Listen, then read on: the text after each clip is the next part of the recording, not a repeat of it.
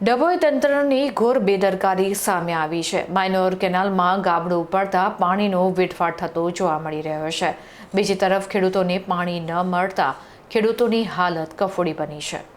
કેનાલમાં ગાબડું પડવાને કારણે પાણી ખેતરો સુધી પહોંચવાને બદલે સીધું બાજુમાં આવેલા તળાવમાં વહી જઈ રહ્યું છે।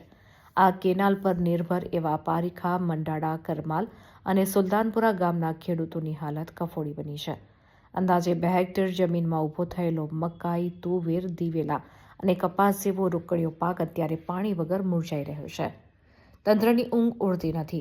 ખેડૂતોના જણાવ્યા અનુસાર તેઓ છેલ્લા 2 મહિનાથી નર્મદા નિગમના અધિકારીઓને લેખિત અને મૌખિક રજૂઆત કરી રહ્યા છે।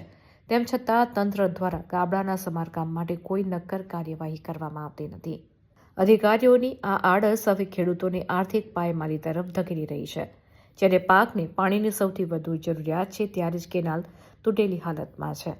જો વહેલી તકે રિપેરિંગ નહીં થાય તો ખેડૂતોનું કહેવું છે કે મોઢે આવેલો કોળિયો છીનવાઈ જશે અને આ રીતે તેઓ ચિંતા વ્યક્ત કરી રહ્યા છે।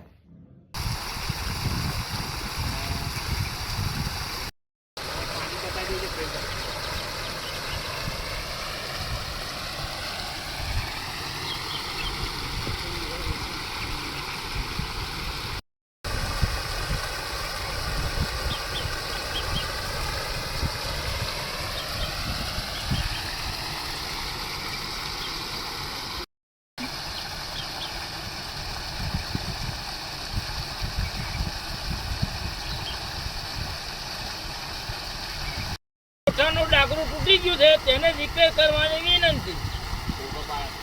હાલા એટલે બધું જાઓ ભાઈ વિડીયો ઉતારે આ લોકો।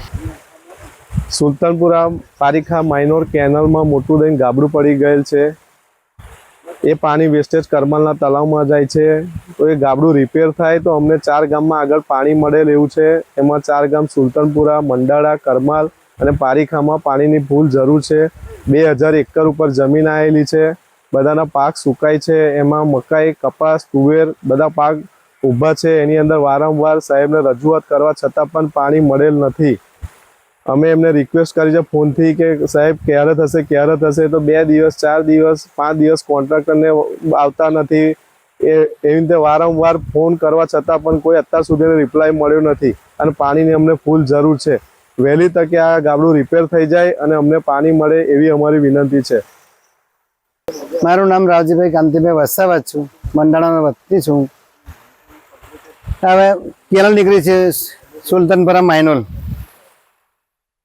એમાં એ તૂટી ગયું છે, ગાબડું પડેલું છે।